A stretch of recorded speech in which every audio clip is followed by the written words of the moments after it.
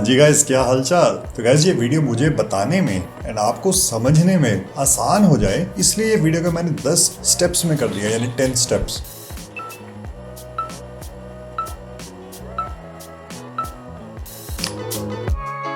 तो सबसे पहला step, basic adjustment Lightroom app के अंदर। तो जो फोटो मैंने क्लिक करी थी उसको मैं लाइटरूम ऐप के अंदर लेकर चला गया। वैसे बेसिकली करी मैंने दो ही मेन चीजें थी। एक तो मैंने थोड़ी सी क्लैरिटी और टेक्सचर बढ़ा दिया था, जो मुझे शायद नहीं बढ़ाना चाहिए था क्योंकि फोटो में पहले ही थोड़ी सा डिटेलिंग ज़्यादा ही थी। एंड दूसरी चीज़, मैंने लाइट को बढ़ाया था क्योंकि फ़ोटो थोड़ी सी डार्क थी, लाइट पीछे की तरफ से ज़्यादा आ रही थी ना, तो इसलिए फ़ोटो थोड़ी सी डार्क हो गई थी। एंड इसलिए मैंने थोड़ी सी लाइट वगैरह एडजस्ट कर दी, लाइट बढ़ा दी थोड़ी सी। एंड इसके बाद का सेकंड स्टेप, स्किन को स्मूथ करना। तो सिंपली मैं ये फ़ोटो को स्केचबुक ऐप के अंदर लेकर चला गया एंड वहाँ से अपनी लेयर की डुप्लीकेट कॉपी बनाकर ऊपर ब्रशेस पर जाकर एंड यहाँ से स्मज ब्रश को चूज़ करा एंड उसका यूज़ करके स्किन को कर दिया स्मूथ। सिंपल।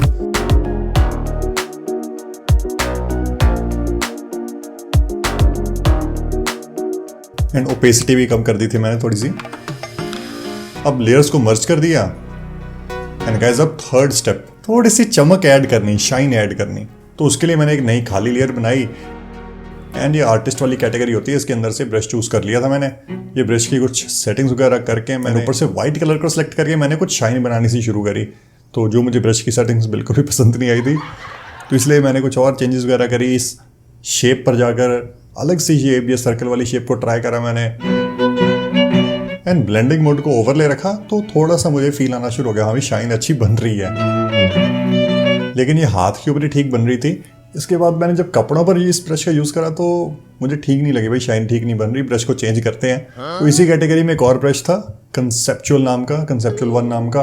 तो इस ब्रश को मैंने सेटिंग्स थोड़ी सी चेंज करी, हार्डनेस 0 करके, ओपेसिटी कम और साइज बढ़ाकर इसका मैंने यूज़ करा।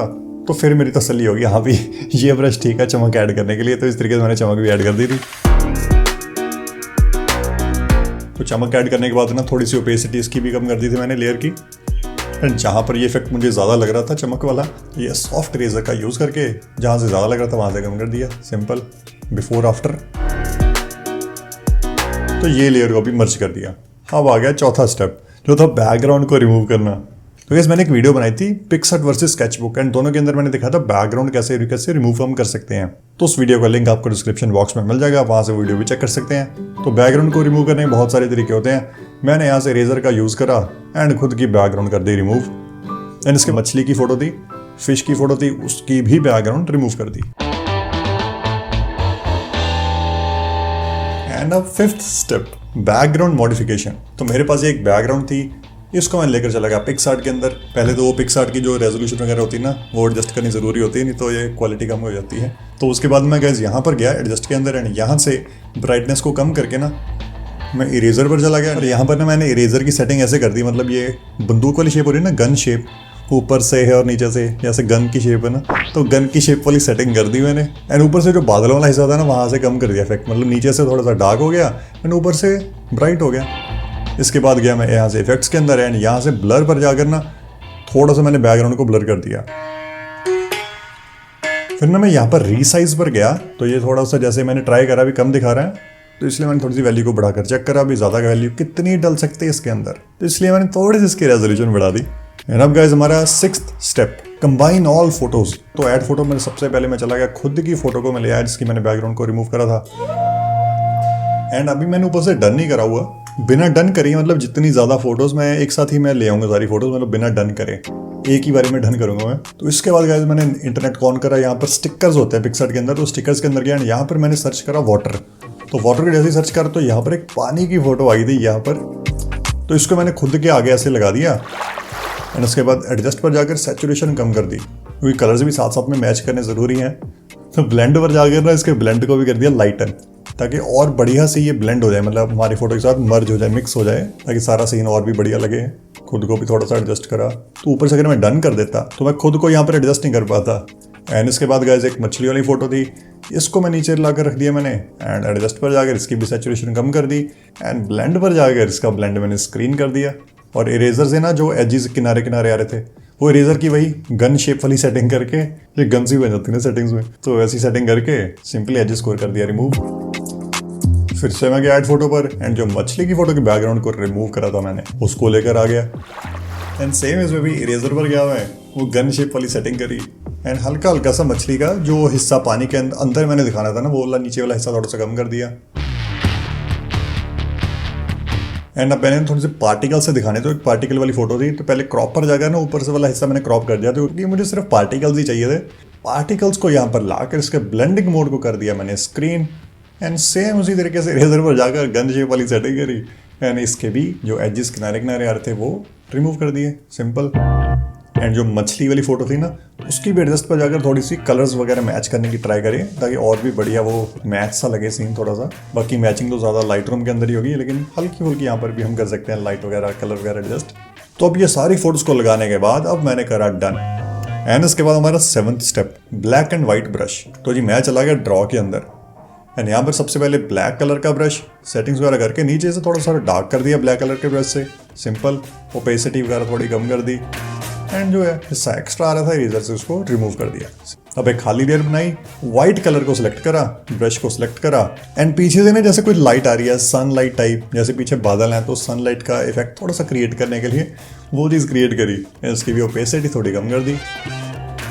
यहाँ पर पिक्सआर्ट का पार्ट ऑलमोस्ट डन हो गया था। एक चीज़ मैंने बाद में करी थी वो आप बाद में देखेंगे। मैंने फोटो को कर दिया सेव एंड अब मैं ये फोटो को लेकर चला गया लाइट रूम ऐप के अंदर। एंड अब हमारा 8th step light room preset. तो मैं यूट्यूब का ना आपको एक लिंक दे दूंगा, ये मार्क ट्यूटोरियल्स चैनल है, इनका ग्रे प्रीसेट है। तो इसको जब डाउनलोड करेंगे तो कई लोग कमेंट्स करते हैं भाई इसका पासवर्ड क्या है, तो पासवर्ड इनकी वीडियो के अंदर ही होता है, ऊपर यहाँ पर लिखा होता है ना password will appear in this area, तो यहीं पर ही ऊपर पासवर्ड आएगा आई के बटन पे। बाकी इनकी डिस्क्रिप्शन में इनकी पूरा बताया होता है अभी कैसे कैसे डाउनलोड करना है, वो आप पढ़ सकते हैं। तो मैंने सिंपली बस पासवर्ड को भर के इनके प्रीसेट को डाउनलोड कर दिया एंड लाइट रूम के अंदर इसको इम्पोर्ट कर दिया एंड कॉपी करके खुद की फोटो के ऊपर सेटिंग्स को पेस्ट कर दिया।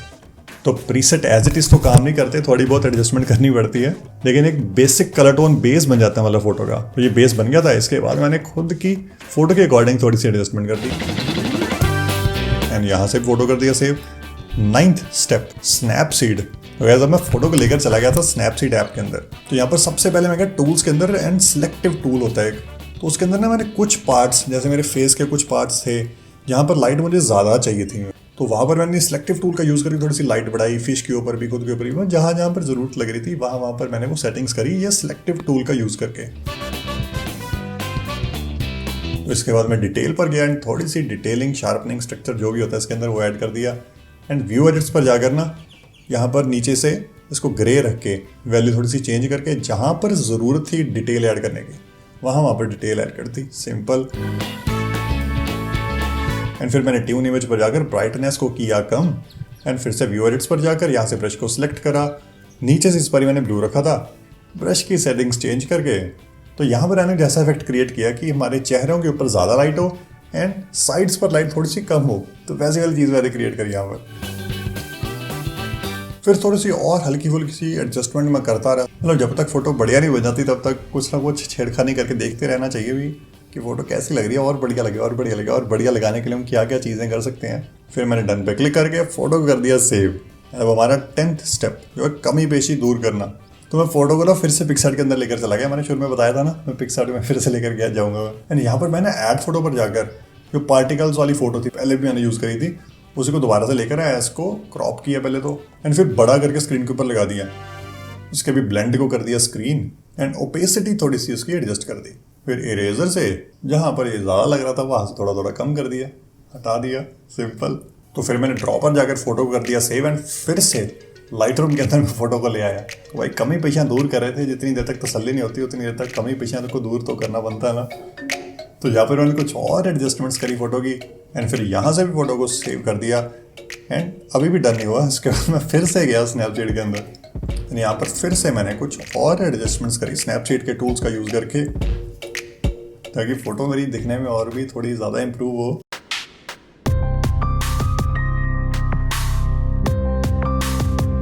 उसके बाद जब इंस्टाग्राम पे अपलोड करनी थी तो इंस्टाग्राम का ही एक फ़िल्टर होता है लुडविक के नाम से, LUDWIG लुडविक के नाम से एक फ़िल्टर होता है, उसको मैंने यूज़ करा, उसकी ओपेसिटी वैल्यू थोड़ी सी कम रखी एंड बस फिर फोटो कर दिया अपलोड। तो अगर आपको ये मेरी एडिटिंग कैसी लगी आप नीचे कमेंट्स में बता सकते हैं। अगर आपको इस वीडियो में से कुछ अच्छा नया देखने को सीखने को मिला तो वीडियो को लाइक ज़रूर करें एंड ऐसी और अच्छी वीडियोस देखने के लिए चैनल को सब्सक्राइब करके बेल आइकन जरूर दबाएं। बाकी मिलते हैं हम अगली वीडियो में।